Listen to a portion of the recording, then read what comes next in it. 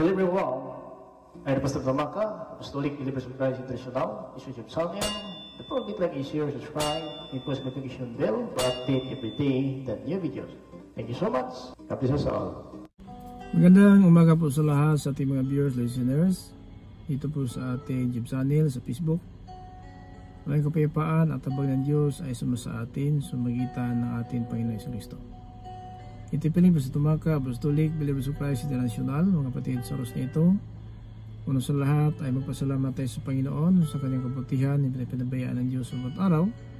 Patuloy po tayo na binigyan po ng biyaya sa ating lakas, malusog na katawan. Hininga natin, hindi po natin binibili ito. Ito po ay bigay ng Diyos sa atin. Kaya dapat pasalamatan, purihin ang Diyos sa kanyang kabutihan sa bawat araw. Araw-araw po mga kapatid ay humiling po tayo sa Panginoon at hindi po tayo pinagkaitan ng Panginoon Diyos dahil po ang Diyos na ating pinaglingkuran, Diyos mahabagin, mapagbiyaya at mapagumbaba ng Diyos.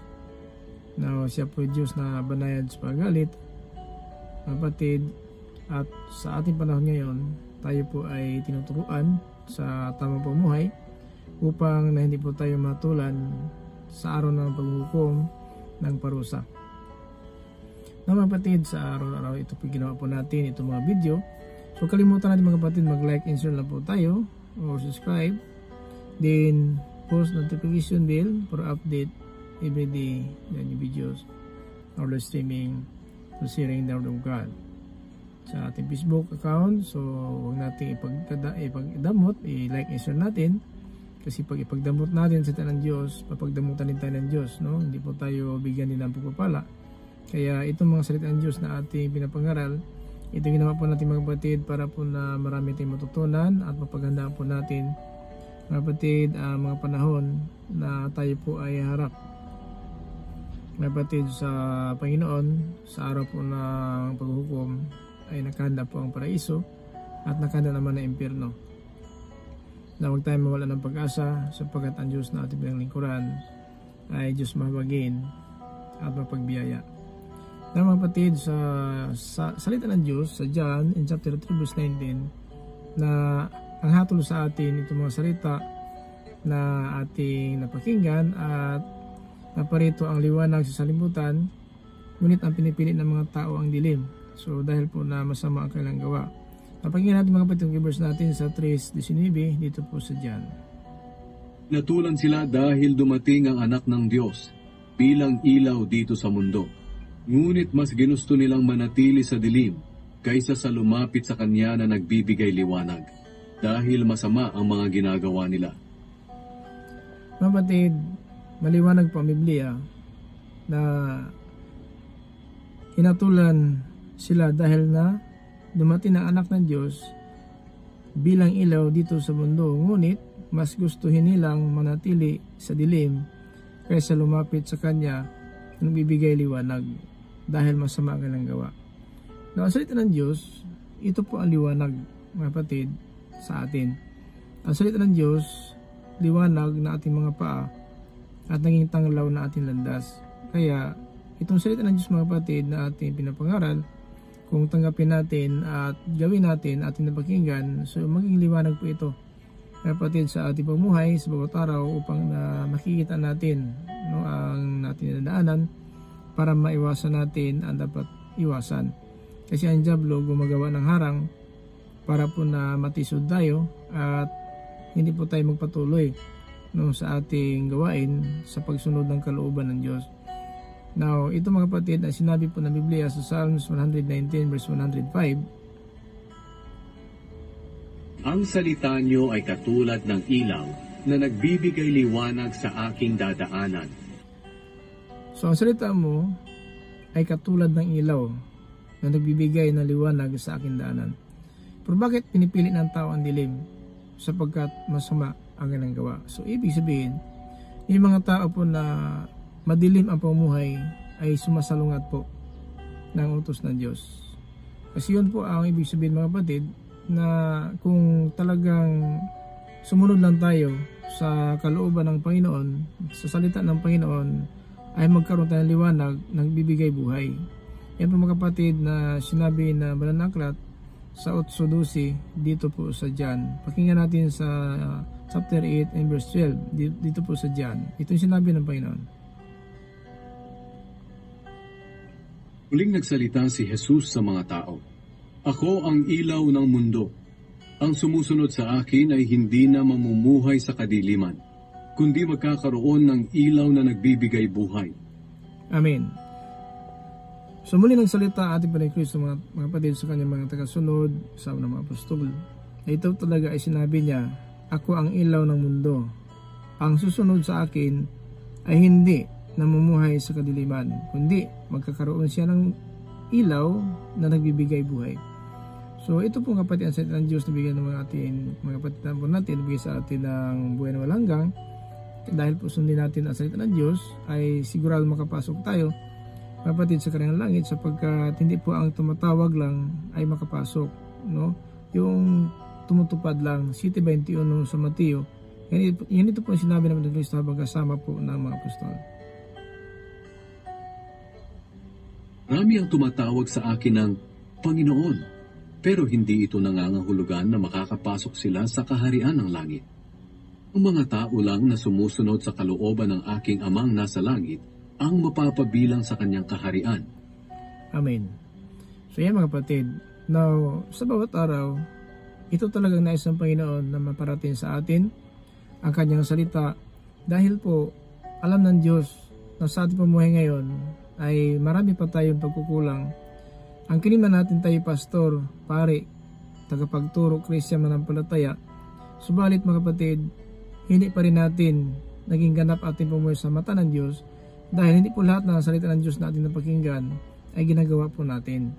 So yung mga kapatid, na kahit na po may panampalataya tayo na tinatawag na Iglesia ng Diyos, sapagkat tinawag Iglesia ng Diyos yung mga mananampalataya. So tayo po yan. Now, madaling angkinin po tayo Christian, mananampalataya, pare, pastor, tagapagturo.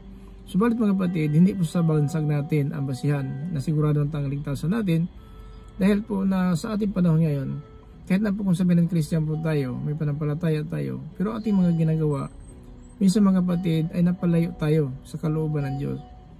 Hindi po natin nagawa ang kalooban ng Diyos dahil po na tayo na po ang gumawa sa sarili nating, sabihin natin, layunin. Hindi po tayo sumusunod sa kalooban ng Diyos. Kaya hindi pwede mga kapatid na ganun na lamang pumahay po natin. Now, tanda po natin na ito talaga ang sabi ng Banal na Aklat, na ang naparito po ang ilaw, ngunit pinili ng mga tao ang dilim, sapagkat masama ang kailang pamuhay. So kahit sabihin natin na mayroon tayong natutunan sa salita ng Diyos, pero ito pong ilaw ang salita ng Diyos. Pero minsan po, imbis na sa atin ng ilaw, pinili ng tao ang dilim, dahil masama ang kailang gawa. So kung gumawa tayo ng samaan, hindi sinabi, pastor kasi ako, kung masama ang ating ginagawa, o ako pare, masama ang ginagawa, kung ikaw tagapagturo, masama, ikaw Kristo, masama, ikaw manampalataya, masama, di wala pa rin yun. Kasi ang magkaroon lang ng ilaw, mga kapatid, yung sumusunod. Yun po sinabi niya sa John 8 in verse 12. Yung sumusunod lang po, yung magkaroon po ng ilaw. Hindi po yung umaangkin lang, hindi po sa pag-angkin lang, ako may ilaw na, may liwanag ako, Christian na ako. Hindi po. Kasi ang papatunay po niya po ni Kristo sa John chapter 8 and verse 12. Muling nagsalita si Jesus sa mga tao, "Ako ang ilaw ng mundo. Ang sumusunod sa akin ay hindi na mamumuhay sa kadiliman, kundi magkakaroon ng ilaw na nagbibigay buhay." So sumusunod sa akin ay hindi na namumuhay na ayon sa kadiliman. So meaning to say, na kung sabihin natin tayo pastor, pare, tagapagturo, manampalataya, dapat natin sundin ang salita ng Diyos. Kasi yun po ang sinasabi na ang sumusunod sa akin, hindi na namumuhay sa kadiliman. Kasi ang nagpapadilim mga kapatid sa atin, sa mata ng Diyos, ito mga kapatid sa 1 John chapter 2 and verse 9. Pakinggan natin sa 11. Sino mang nagsasabing siya'y nasa liwanag ngunit napupuot naman sa kanyang kapatid, ay nasa kadiliman pa rin. So ito mga kapatid, ikaw pare, Christian, pastor, tagapagturo, manampalataya, kung may puot ka sa iyong kapwa, hindi na mapatunayan na nasa atin ang liwanag. Kasi natili pa rin siya sa dilim. No? Ito po sinabi sa chapter 2 verse 9 sa 1 John. Sino mang nagsasabing siya'y nasa liwanag ngunit napupuot naman sa kanyang kapatid, ay nasa kadiliman pa rin. Ang sino mang nagmamahal sa kanyang kapatid ay namumuhay sa liwanag, at walang anuman sa buhay niya ang magiging dahilan ng pagkakasala ng kanyang kapwa. So, ang umay po sa liwanag, mga kapatid, ito po mga tao na hindi po, mga kapatid, napupuot, umiibig sa kanyang kapwa. At ito po, mga kapatid, ang nagbibigay po ng liwanag sa mga tao at hindi matitisod at magkasala man ang ating kapwa. Pero kung napuot tayo sa ating kapwa, so, kung tayong Christian, napupuot sa ating kapwa, kung kinapupuotan mo, kaya sabihin mo Christian din siya, ikaw nga Christian, napupuot kami, siyempre, siya din mapupuot sa'yo. Kasi ikaw na Christian, napupuot ka sa kanya, so, baka ikaw ang gawin niyang salamin. Na ikaw nga Christian, napupuot siya, pagka kung hindi Christian, so maaaring mapuot din siya. So, yung pong dahilan na tayo maging sanhi na magkasala ating kapwa, sapagkat tayo nagsasabing Christian, napupuot po tayo. So, ibig sabihin, baka sa isipin niya, na tayo po na Christian, ako na pastor, pare, tagapagturo, napupuot, so willing po siya, maring mapuot. Kasi, alam niya na ikaw pastor, ikaw pare, tagapagturo, ikaw ba ay Christian manampalataya, napuot ka sa kanya, baka isipin niya na okay lang kung mapuot. So, huwag tayong sanhi na matitiso na ating kapwa. Mga batid. Ito po sinabi sa verse 10. Sino mang nagmamahal sa kanyang kapatid ay namumuhay sa liwanag, at walang anuman sa buhay niya ang magiging dahilan ng pagkakasala ng kanyang kapwa. So, diba? So, yun ang sinabi ko. Kung mahal mo ang kapwa mo, marunong ka magpatawad. Kasi ang pagmamahal na totoo, nagpapatawad po. Pero bakit napuot ka ng kapwa mo? So, hindi mo siya napatawad. Kasi ang puot, galing po sa galit. Kasi hindi pili mo ang puot kung walang galit. So, may galit ka sa kanya. Kaya napuot ka kasi nagkaroon ka ng galit sa kanya. Paano ka magkaroon ng puot kung hindi kayo nagkagalit, kung wala kang galit sa kanya? Lalabas lang po ang puot kung mayroong galit. Paano po ang tao kung mabuti po ang layunin mo? Mabuti po ang layunin niya sa'yo. Magkaroon na po ang tao kung dumaan po sa galit. Kaya iwasan natin, mabatid. Ang kinin po natin na sa liwanag po tayo, ibig sabihin Christian na po tayo, sapagkat ang sinabi sa verse 9, maliwanag po dito. Sino mang nagsasabing siya'y nasa liwanag ngunit napupuot naman sa kanyang kapatid, ay nasa kadiliman pa rin. Ano ibig sabihin na sa liwanag? Di ba sabi natin Christian po tayo? Ibig sabihin mga tagasunod tayo ni Kristo. Dahil sinabi niya sa John 8 and verse 12, ang sino aking may salita at sumusunod nito, siya ang magkaroon ng liwanag. No? Hindi siya lalakad sa dilim, kundi magkaroon liwanag, bibigay buhay. Diba accept natin Christian po tayo? Kung na po tayo sa ating kapwa, na parang sinungaling po tayo sapagkat wala sa pag-ibig, sapagkat kung nag-ibigan tayo, so nanatili tayo sa liwanag at walang sanhi na tayo po ang maging dahilan na magkasala ating kapwa. Verse 10. Sino mang nagmamahal sa kanyang kapatid ay namumuhay sa liwanag, at walang anuman sa buhay niya ang magiging dahilan ng pagkakasala ng kanyang kapwa. Kaya ito pag-ibig mga kapatid, hindi po ito na sabihin natin sa bibig lang. Dapat ipakita natin pag-ibig sa mitan ng gawa. Marami pong mga tao na madali lang pong sabihin, hanggang sa bibig lang po, pero walang gawa. So paano natin mapatunayan? Kapatid, sa pagmamahal, pinatunayan po ito ng gawa. Kaya sabi ng Panginoon sa John 14 verse 21, kung sino ang may utos at tumutupad nito, siya ang umibig sa akin. So kaya ang pag-ibig sinasama ng gawa, hindi ang pag-ibig na sa bibig lang po. Tulad kung mahal mo ang asawa mo, kung mo sabihin mahal mo ang asawa mo, pabayaan mo lang siya kung naghihirap siya, nagluluto, siya po talaga naglalaba, nagwawali sa bahay, ikaw nakaupo ka lang. Paano ipakita ang pagmamahal mo kung siya ang pagmamahal mga kapatid? Yan po ang pinatunayan ng gawa. Tulad ng Panginoon Kristo, dahil mahal tayo ng Panginoon, ay sinusugo niya ang kanyang kaisang anak para po na makita natin ang pagmamahal ng Diyos.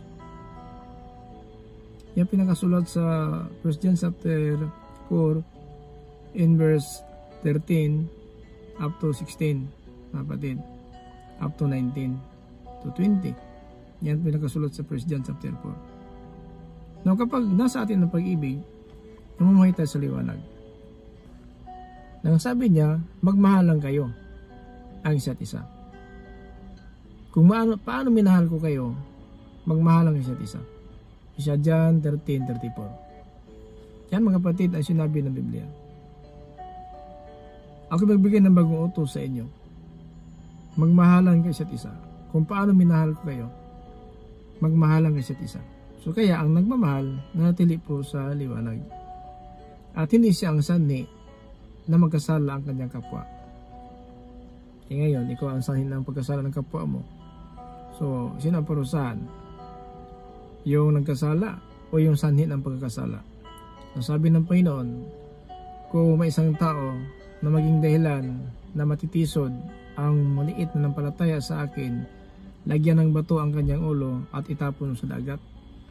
Diba? Yan mga kapatid ang dapat malaman natin. Lagyan ng galingan bato ang ulo at itapon sa dagat. So, yan po ang napakatindi po mga kapatid. Ito sinabi sa 18 verse 6 dito sa Mateo. Ngunit ang sino mang magiging dahilan ng pagkakasala ng maliliit na batang ito na sumasampalataya sa akin, ay mabuti pang talian sa leeg ng gilingang bato at itapon sa pusod ng dagat. Diba? Napagayaan na tayo po ang sanhi na matitisod ating kapwa, kasi kapag nagalit ka sa kapwa mo, so maaari din magtanim siya ng galit, sapagkat sinabi natin Christian tayo, pastor tayo, para tagapagturo, ay nagkaroon tayo ng galit sa kanila. So how much more? No? Ano ang gagawin niya? So magalit din siya. So dahil magalit siya, dahil sa iyo. So sabi ng Panginoon, kung may isang tao na maging dahilan ng sanhi, ngunit ang sino mang magiging dahilan ng pagkakasala ng maliliit na batang ito na sumasampalataya sa akin, ay mabuti pang talian sa leeg ng gilingang bato at itapon sa pusod ng dagat. O, diba? Kaya iwasan, tayo maging sanhi na po ating kapwa, galit ating kapwa. So dapat huwag natin hayaan na gano'n na lamang ang pamuhay natin. Tayo po kagatan, mga Christian, mga pastor, mga tagapagturo, pari man, kahit sino, kasi hindi lahat ng pari din ay talagang naging masunurin po. Kahit na po nangaral sila, pero yung pinapangaral nila hindi na ginagawa. Nangaral sa mga tao, pero sila, iba ang gawa nila. Pakinggan na lang natin mga kapatid sa Mateo 23 verse 1 up to 3. Ito sinabi ng Panginoon Kristo habang kasama ng apostol.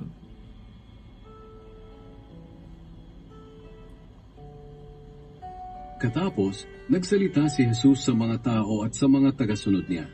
Sinabi niya, ang mga tagapagturo ng kautusan at ang mga pariseyo ang kinikilalang tagapagpaliwanag ng kautusan ni Moises. Kaya dapat ninyong pakinggan at sundin ang lahat ng itinuturo nila sa inyo. Pero huwag ninyong gayahin ang mga ginagawa nila, dahil hindi nila ginagawa ang mga itinuturo nila. Diba, mga tagapagturo, mga parisiyo, ang pinagsabihan po dito. Na pero tayo nakikinig sa kanila, gawin natin yung nabasa nila sa Biblia. Kasi harap po mga parisiyo, tagapagturo, pastor man ngayon, ay naghawak ng Biblia, kaya nakinig nga tayo kasi pagkat nagbasa ng Biblia. So gawin mo yung nabasa. Pero huwag mong tularan ang ginagawa niya. Kasi yung tinuturo nila, hindi ginagawa nila. Ikaw sa pastor kasi ito. Nakita mo sa labas si pastor kung anong ginagawa, sumunod ka lang kasi pastor kasi ito. Kung hindi na po sa Biblia ang ginawa niya, di ba tama ang sinabi ng Biblia? Hindi pwede mga kapatid na sunod na mga ugali, kaugalian. Alakala pastor ito, Christian ito, pare ito, tagapagturo. Kung nasa labas mo siya nakita, gumawa siya ng anong ginagawa niya kahit na po labag sa kalubanan, sumunod ka kasi pare siya, pastor siya, Christian siya. Iba yun po ang dahilan. Maging sanhi tayo ng kasalanan, sa ating kapwa kasi tumitingin po sila sa ating pamuhay Christian. Ay, ito ang Christian niya ito, doon sa diskuhan ito . baka okay lang siguro ang disco kasi nag-disco ito kagabi. O pastor ito, nandun ito sa kahalayan kagabi Iba ka, siya din. Kasi ikaw nga pastor sa kahalayan, ikaw na pare, doon ka sa kahalayan. Ikaw nga tagapagturo sa Diyos, nandun ka sa kahalayan. Iba ka sila din. Kasi, yun po mga kapatid, salamin po tayo. Tayo po ang isang liwanag ng sanlibutan. Paano maging liwanag po tayo? Kung ating pumuhay malayo po sa pagsungkalooban ng Diyos, di tayo makapagsabi na sa liwanag sapagkat ang namuhay sa liwanag, matuwid po ang pamuhay. Paano sabihin natin matuwid po na diskuhan doon sa kalayan, doon sa sugalan, doon sa inuman, matuwid ba yun? Wala kang Biblia na magsugal kayo, maglasing kayo, no? Wala naman sinabi Biblia na maglasing kayo, turuan, sige mag-ano kayo doon sa diskuhan, punta kayo. Wala naman, pinagbawal ang paglalasing at ang mga kahalayan. Ganun po. So kaya kung nais natin na nasa liwanag po tayo, ang keywords natin sa John 3:19 na ito ang hatol sa kanila sapagkat naparito ang ilaw sa libutan, ngunit pinili ng tao ang dilim sapagkat masama ang langgawa. Kasi tinuturuan po tayo para mamuhay sa liwanag kasi ang salita, liwanag po ito. Kaya sumunod yan ang salita ng Diyos, so tayo po ay nasa liwanag. Kapatid, hindi po tayo maging sumpa. Sapagkat sinumpa ng Diyos ang mga taong suwail, mga makasalanan. Ngayon, umasa tayo ng kaligtasan. Sabihin natin may alam sa salita ng Diyos, pero maging sumpa tayo kung sinusuway natin ang kalooban ng Diyos. Now, pag ayaw natin sumunod ng kalooban ng Diyos, maging sumpa po tayo. Sa Psalms 119:21, sinasaway niyo ang mga hambog at sinusumpa ang mga ayaw sumusunod ng inyong mga utos. Yung mga hambog, sinasaway yung mga hambog. Iwasan ang hambog kasi bawal po yan. Hambog-hambog tayo na naman sa atin yung mga bagay, galing po sa Panginoon yan. So huwag tayo maging hambog kasi bigay lang po yung mga bagay na atin nakamtan, hindi po sa yung pagsisikap yan. Kung wala kang hininga, wala ka ng lakas ng katawan, paano makabili ng mga nakaw ka? Lalo na po, maparusahan tayo ng impyerno. So kaya, huwag tayo maging hambog, kaya sinasaway ng Diyos ang hambog. Huwag tayo maging hambog, mataas, ibig sabihin. Kasi hindi po yun ang nais ng Panginoon, na tayo po ay nagpapatunay na sa liwanag, Christian po tayo, ngunit ang ating pamuhay hambog, masama, kaya naging sumpa po tayo. Pakinggan na natin mga kapatid dito po sa Psalms 119 in verse 21. 119 verse 21 dito po sa Salmo.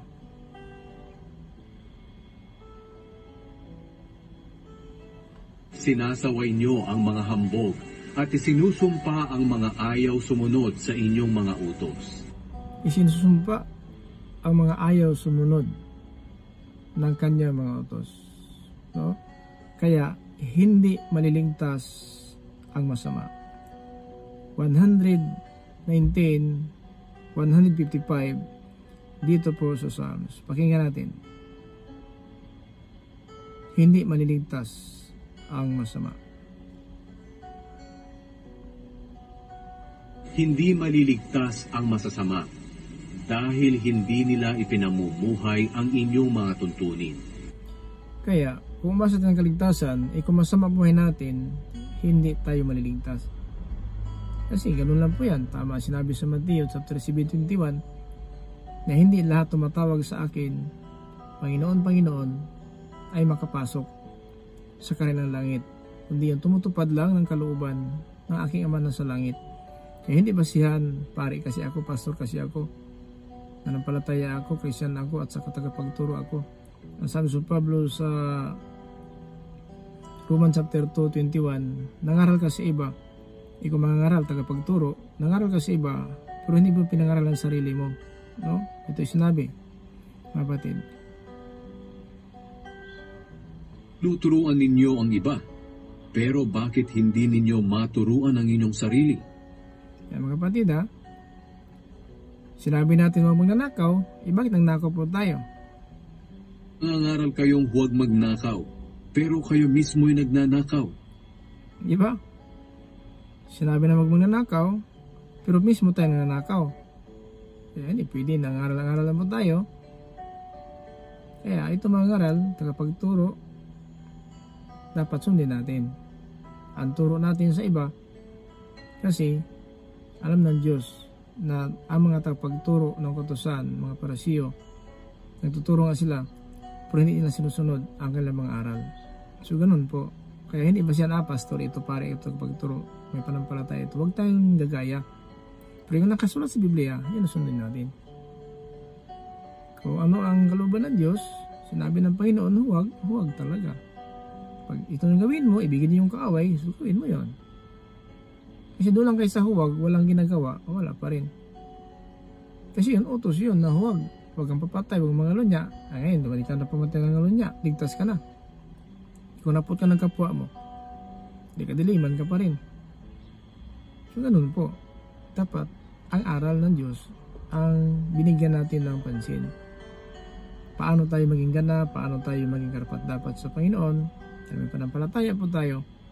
Alam po ng Diyos yan, may panampalataya po tayo. Tandaan po natin mga kapatid.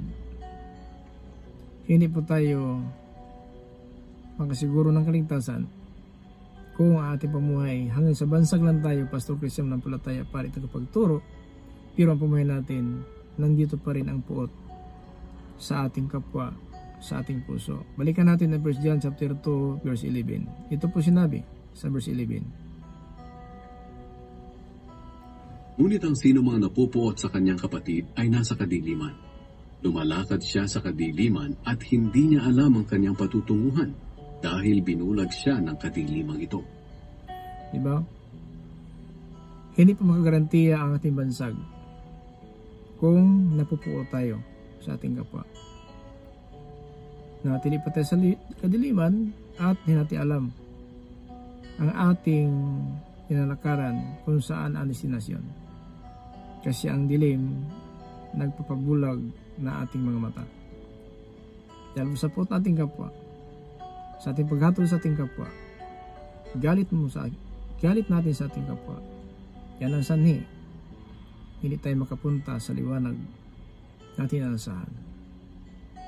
Kung mga kapatid, ayaw ng Diyos talaga, tuluyan tayo diyan. Sapagkat sinumpa talaga, kapatid ng Diyos, ang mga tao hindi sumunod ng kanyang utos. At hindi maliligtas, kapatid, ang mga taong masama na pamumuhay. Yan po sa Psalms 119, 155, in Psalms 119 verse 21. Ayan mga kapatid, ang mensahe ng Diyos para po sa atin. Hanggang ngayon mga kapatid, ang pagkumbaba ang Diyos, kasi ayaw talaga ng Diyos na mapahamak ang tao. Pero darating ang panahon, ang sabi naman ng aklat, darating ako na para mananakaw na hindi niyo malalaman. So yun po, darating talaga siya. Pero anong gawin natin ngayon? Maganda. Paghandaan natin ang ating pamuhay. Huwag tayong kumpiyansa sapagkat ang Panginoon hanggang ngayon hindi pa siya mabalik para bigyan lang ang taong pagkakataon ng tao na maliligtas. Yan po sinabi ng Panginoon earlier sa 2 Peter in chapter 3 in verse 15. Lalahanin niyo na kaya hindi pa dumarating ang Panginoon ay para bigyan ng pagkakataong maligtas ang mga tao. So huwag natin abusuhin to. Baka sabihin, okay lang pala. Kahit magawa tayo ng masama, ipabalik ang Panginoon, hindi po. Kasi may pangako ang Panginoon, ako'y babalik. Alam ba natin? Wala. Kahit ang anak ng Diyos, ako po sa kanan ng Diyos, Panginoon Kristo, hindi po niya alam.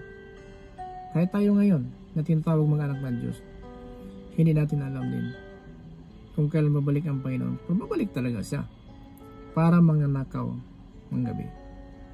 So yun na po, na ating paghandaan na kung siya babalik. Basta pagkat na sinabi niya sa Mateo, mga kapatid, 24 in verse 30. Ito yung sinabi mga kapatid sa 24:30 ng Panginoon. Pakinggan natin.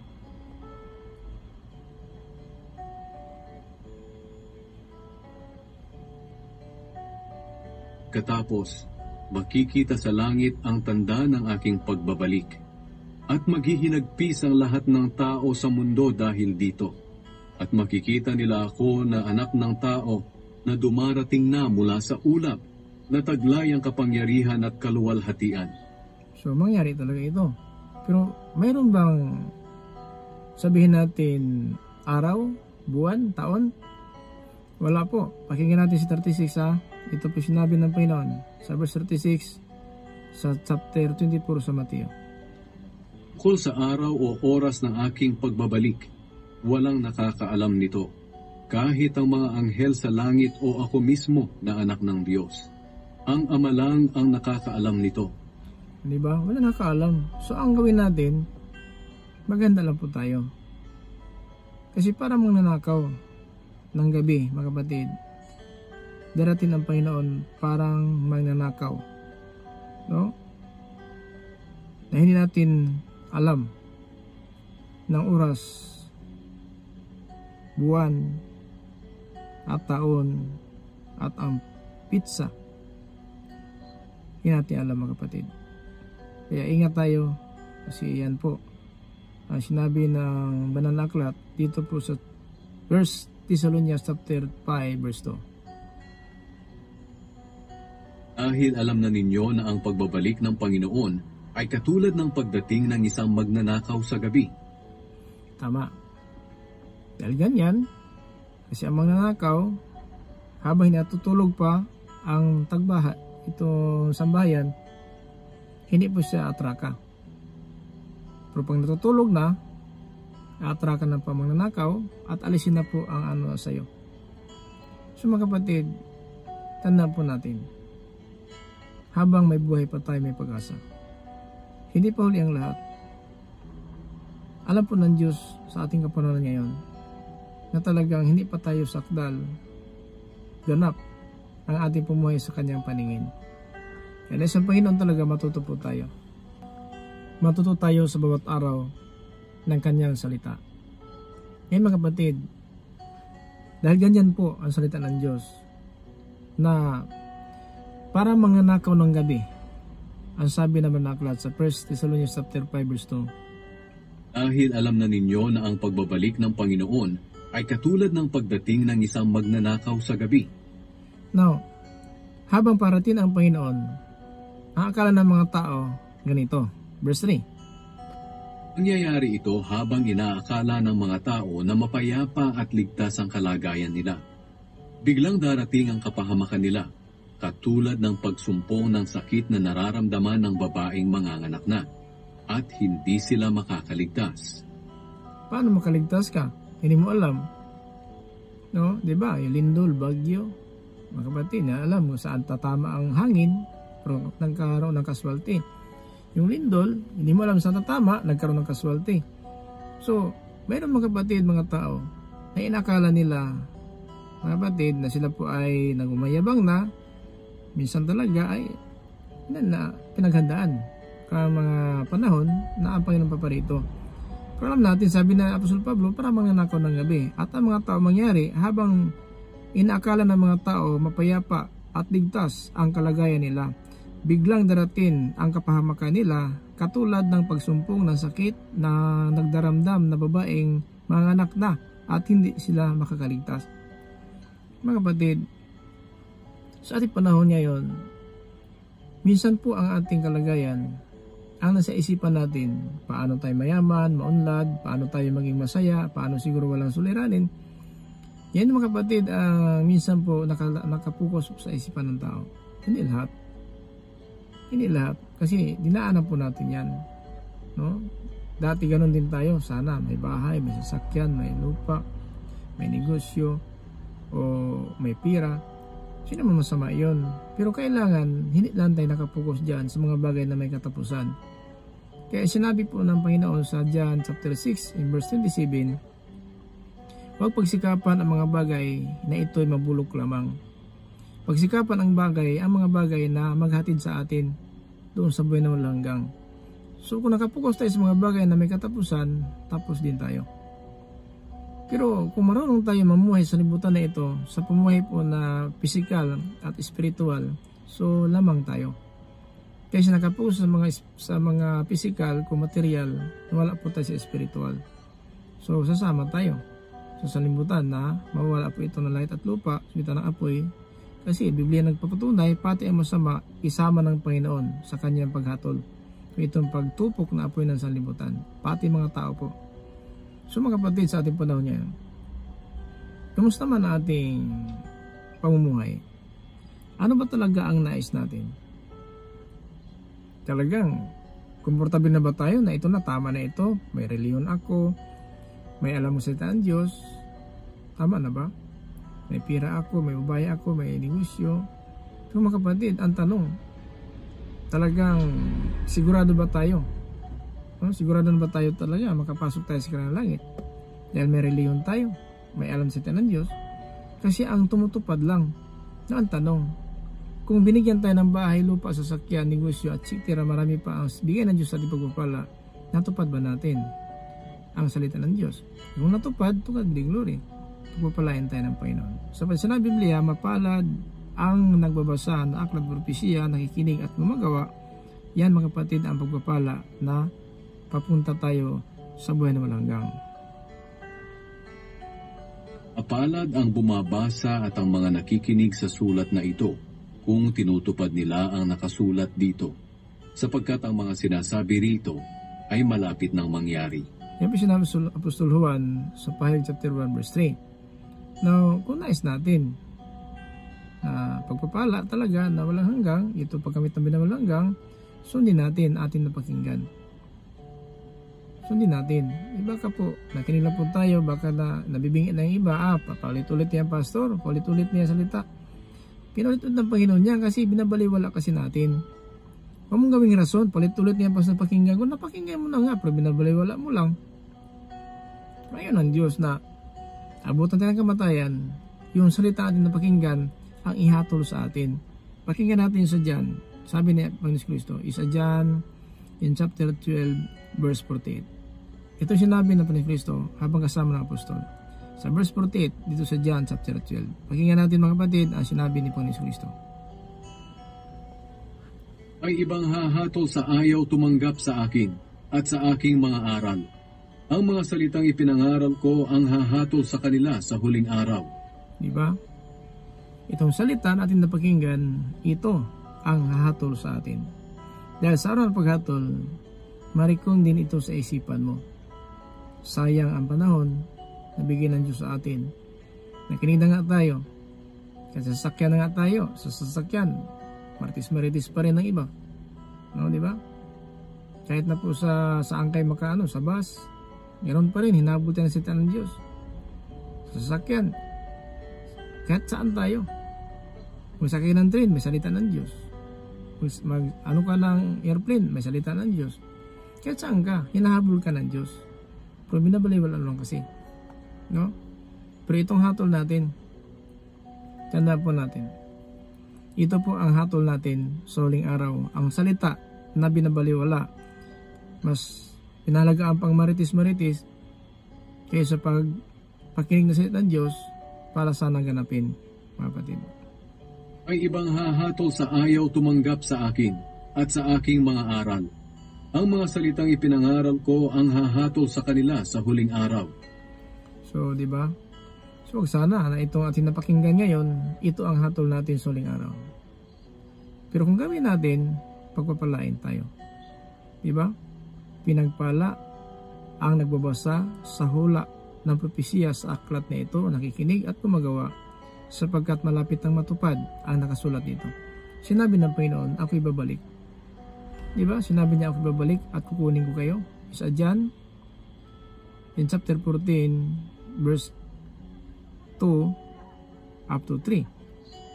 Ito mga kapatid, na sinabi po ng Panginoon Kristo habang kasama ang mga apostol.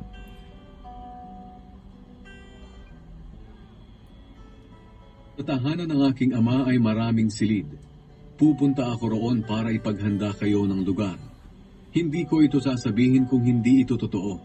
Kapag naroon na ako at naipaghanda na kayo ng lugar, babalik ako at isasama kayo, upang kung nasaan ako, ay naroon din kayo.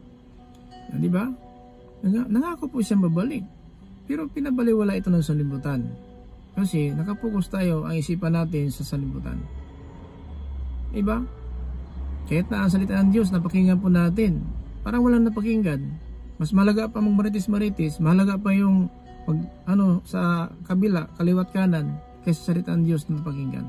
Pero sa araw ng hatol, walang makatakas dahil haharap tayong lahat sa hukuman, tatanggap na tayo sa ating hatol sa harapan ng Diyos, sa ating ginagawa, mabuti kung masama, habang namumuhay pa tayo sa libutan. 2 Corinthians chapter 5 and verse 10.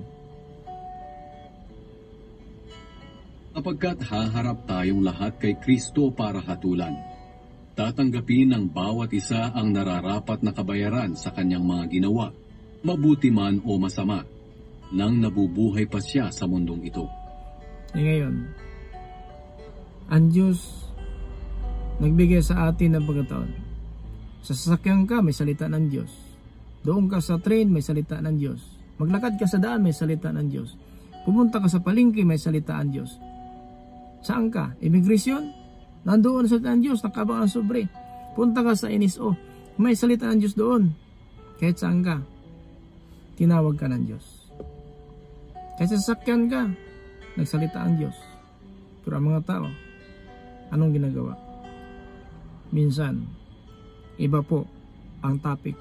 Hindi po sila nakinig ng salita ng Diyos. Pero sa araw ng paghatol, tingnan natin ang sabi ng Panginoon, mananagot ang bawat isa ayon sa lumabas ng bibig. Parusahan ka, mapawalang sala ka, ayon sa salita na lumabas ng bibig. Bakit may bansag marites?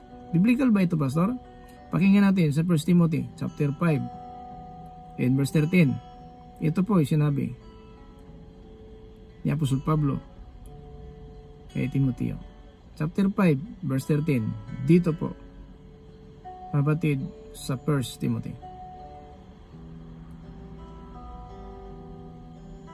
Aliban dito, matututo silang maging tamad at mag-aksaya ng panahon sa pangangapit bahay. Hindi lang sila magiging tamad, kundi magiging tsismosa at pakialamera, at kung ano-ano ang mga sinasabi. Tsismosa, pakialamera, at kung ano-ano ang mga sinasabi. Pero sabi ng Panginoon dito sa Mateo, in chapter 12, 36-37, pakinggan natin kung makatakas ang isa dito. Wala makatakas hanggang sa araw ng paghatol. Kung anong sinasabi mo, dadalhin yan doon sa hukuman ng Panginoon. 36-37, dito po sa Mateo in chapter 12. Itiyak ko sa inyo na sa araw ng paghuhukom, mananagot ang bawat isa sa mga walang kwentang salitang binitiwan niya, sapagkat ibabatay sa mga salita mo kung paparusahan ka o hindi. Pagkadalasan ang mga salita nila, yung kapitbahay nila ang pinag-usapan na wala sa kanilang takiliran. Kapag hindi mo kaharap ang kapwa mo at yun ang pinag-usapan mo, tinatawag ka ng chismosa. Kung libakira, sa ibang term, maritis-maritis ka. Ngayon, sa araw ng hatol, babasahin po yan. Kaya ingatan ang bibig na hindi sanhi na parusa ng impyerno, kasi ang bibig natin, ating dila, ang apoy na yan, galing po sa impyerno, mga kapatid. Galing sa impyerno, ang apoy na yan. 3 City, pakinggan natin dito sa Santiago. Ano sinabi po ng Banal na Aklat? Hallelujah. City, Sai City. Ang dila ay tulad ng apoy. Napakaraming kasamaan ang nagmumula sa ating dila, at ito ay nagpaparumi sa buong pagkatao natin. Tulad ito ng apoy na nanggagaling sa impyerno at sumisira sa buong buhay natin. Diba ang dila? Kaya ingatan ang ating bibig. Mas bali makinig ka lang muna. Hindi kayo magsalita ka agad na yung sinasabi natin ay hindi na pala ito nakakabuti sa ating kapwa, sa Panginoon. Dapat ingatan ang dila, kasi ang dila, ito pong apoy galing sa impyerno na tumutupok sa ating sariling katawan. Kasi ang impyerno, araw-gabi, walang pahinga. Mga kapatid, doon sa impyerno, walang kapahingaan, araw-gabi.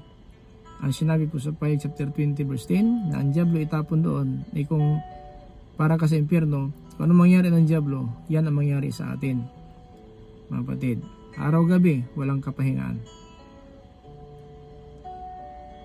Si Satanas na dumaya sa kanila ay itatapon sa lawang apoy at asupre, na siya ring pinagtapunan ng halimaw at ng huwad at sinungaling na propeta. Magkakasama silang parurusahan at pahihirapan, araw-gabi, magpakailanman. Yan mga kapatid, dapat iwasan natin kasi magpakailanman ang parusa. So, tayo mga kapatid ngayon, kung itong nagpirito lang tayo ng isda, kapag natalsikan tayo ng mantika, napakasakit, no? Doon, araw at gabi, magpakailanman, walang pahinga, at yung tinatawag lawa na apoy. Eh mga kapatid, di ka ba natakot dyan? Kung di ka natakot, ikaw lang. Kung may takot tayo, makinig tayo, sapagkat mahal tayo ng Diyos. Kasi ang mga anak ng Diyos, dinidisiplina ng Panginoon. Hebrews chapter 12, verse 7 up to 9. Pakinggan natin ang sinabi ng Biblia. Isinyo ang lahat ng paghihirap bilang pagdidisiplina ng Diyos sa inyo, dahil itinuturing niya kayong mga anak. Mga kapatid, kung tayo nagdisiplina sa ating mga anak, di ba pinagsabihan natin? Ganun ang Diyos. Pinagsabihan tayo. Kasi tinuturing tayong mga anak. Ikaw, hindi mo kasi accept na ama natin ang Diyos. Kaya binabaliwala natin ang napakinggan natin sapagkat ang nais natin yung kagustuhan natin. Pero ang Diyos, ang pagtingin sa atin, mga anak tayo. Kasi hindi tayo anak, pinabayaan na tayo ng Diyos. Pero dahil nakarating sa atin ang mensahe ng Diyos, anak ka ng Diyos. At ayaw niya ang mga anak maparusahan. Kasi dinisiplina ang mga anak, bilang mga anak, disiplina tayo ng Diyos mga kapatid. Ulitin natin sa chapter 12, 7 up to 9 dito sa Hebreo. Isinyo ang lahat ng paghihirap bilang pagdidisiplina ng Diyos sa inyo, dahil itinuturing niya kayong mga anak. Ang pagdisiplina ng Diyos sa atin, ito'y nagpapalungkot, nagpapaiyak, nagpapahirap, dahil pasaway tayo. Dahil pasaway tayo. Ang anak natin, hindi mo yan mapalo, hindi mo ipapagalitan kung anak natin masunurin. Sapagkat ang ating tinuturo sa ating mga anak, nakakabuti sa kanila. Kapag sinusuway niya, sinusuway na anak natin ating mga payo, di ba galit tayo? At kung minsan, nakahawak tayong pamalo, talagang na tuluyan. Ang Diyos, pinagsabihan pa tayo ngayon, huwag mo nang hayaan na darating pa sa palo. Kasi kung makinig ka lang na salita ng Diyos at tanggapin mo, hindi pa ka mapapalo. Kasi ginawa mo yung napakinggan mo. Pero kung hindi mo gagawin ang napakinggan mo, tulad ng mga anak natin, ilan ulit tayo natin pinagsabihan, pag warningan natin 1, 2, 3, palo na talaga. Pag dati na 3 beses, palo talaga. Ang Diyos ganon. Pinagsabihan mo na tayo bago tayo paluin. Hindi basta-basta palo na tayo ng mga tao lang. Hindi basta palo tayo ng mga anak natin pinagsabihan. Pinapakilala mo natin ang mali bago natin napalo. Kasi wala siyang katuwiran. Diba? Sabihin ng anak mo, bakit mo ako pinapalo? So, siyempre, mga tuwiran siya. So, pero kung alam niya may mali siya, wala na siyang katuwiran kasi mali siya. So, gusto ba natin hahantong tayo sa palo? Hindi basta-basta ang palo ng Diyos. Nagpapahirap ito ang pagdisiplina ng Panginoon. Isinyo ang lahat ng paghihirap bilang pagdidisiplina ng Diyos sa inyo, dahil itinuturing niya kayong mga anak. Wag na tayong wag natin hayaan darating pa tayo sa palo. Makinig at gawin kaagad. Kasi pag hindi mo gawin yon, palo talaga. Kaya anak natin, may warning pa po yan. 1, 2, 3. Di ba? Oh, warning ha. Pag ulitin mo pa, palo ka. Ginawa, pwede palo talaga. Pero isang salita mo lang, wag mo itong gawin. Ito ang gawin mo. Ginawa na anak mo. Walang mangyari. Walang palo kasi sinunod. Kung pinagsabihin anak natin na 1, 2, 3, kahit ikaw magsabi, pangatlo, palo talaga ang mangyari sa iyo. Ngayon, pangatlo lang tayo nagkamali. Halos siguro araw-araw magkamali tayo. No? Kung natin tipigilan ang dila natin, madali pong mabigkas ang bibig natin. Yung pala nakakasira na po sa ating kapwa. nagkaroon ng puot ating kapwa sa ating mga bibig na ginagamit natin sa hindi magandang paraan. Kaya mga kapatid, ingat tayo. Pero dahil anak tayo, pinapalo tayo. Sino bang anak ang hindi dinidisiplina ng Ama?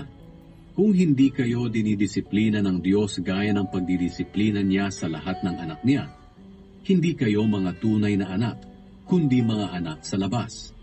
So, kapag hindi tayo disiplinahin ng Diyos gaya ng pagdisiplina ng anak niya, hindi tayo tunay na anak.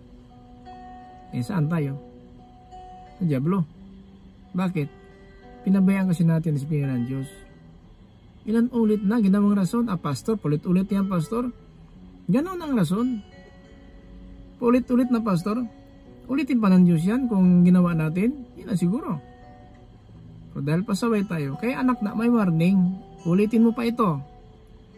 Pangalawa na ito ha. Isa pa. Palo ka talaga.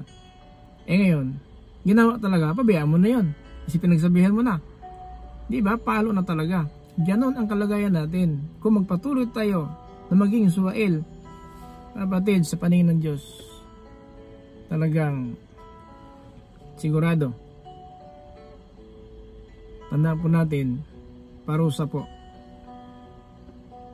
Parusa po ang kantungan natin. Kaya, umiiyak ang Panginoon. Siya, pastor, iyak ba ang Diyos? Iiyak ang Panginoon.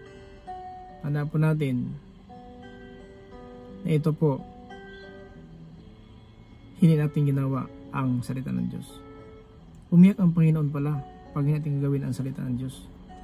Pag hindi natin tuparin ang kanyang salita, iiyak ang Panginoon. Hayaan mo ba iiyak ang Panginoon?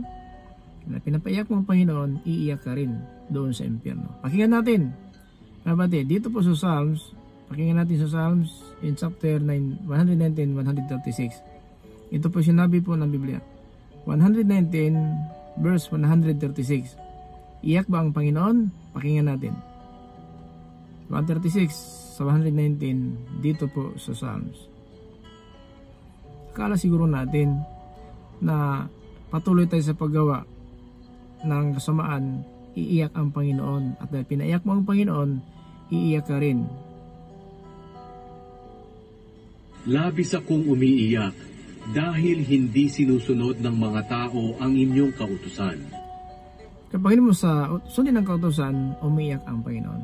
Ngayon, pinapaiyak mo ang Panginoon, iiyak ka rin sa araw ng paghatol, hindi matakasan ang apoy na impyerno, mga kapatid. So maraming salamat. Nandito lang po mga kapatid. Salamat po. Sana po nakatulong ito sa atin. Huwag natin hayaan iiyak ang Diyos, kasi pag payakin natin ang Diyos, iiyak ka rin doon sa impyerno. Sapagkat bakit napaiyak ang Panginoon, hindi natin sinusunod ang mga utos. Labis akong umiiyak dahil hindi sinusunod ng mga tao ang inyong kautusan. Yan mga kapatid, biblical po. Sana po, huwag paiyakin ang Diyos, kasi kung paiyakin mo ang Diyos, iiyak ka talaga sa araw ng paghatol, sapagkat sinabi ng Biblia sa Galatia in chapter 6 verse 7, kung ano ang tinatanim ng tao, yan din ang kanyang anihin. Pakinggan natin dito na magtapos. Mga kapatid, tandaan po natin, huwag natin itanim kung ano man ang hindi nakakabuti, dahil anihin natin yan. Ayon po sa chapter 6 verse 7 dito po sa Galatia. Pakinggan natin, mga kapatid, ang sinabi ng Biblia. Chapter 6 verse 7. Huwag ninyong linlangin ang inyong sarili. Ang Diyos ay hindi madadaya ni numan. Kung ano ang itinanim ng tao, iyon din ang kanyang aanihin. Amen. Kaya kung papayakin mo ang Diyos dahil hindi mo pagtupad ng kanyang utos, aanihin mo din yan. Iiyak ka rin doon sa apoy na impyerno na hindi mamatay. Maraming salamat po ulit sa ating mga viewers, listeners dito sa YouTube channel sa Facebook. Ito po yung lingkod sa ating po ni Cristo, Pastor Lito Maca, Apostolic Believers of Christ International, sinin to us. Grace, mercy, and peace be with us, bless Christ. Amen.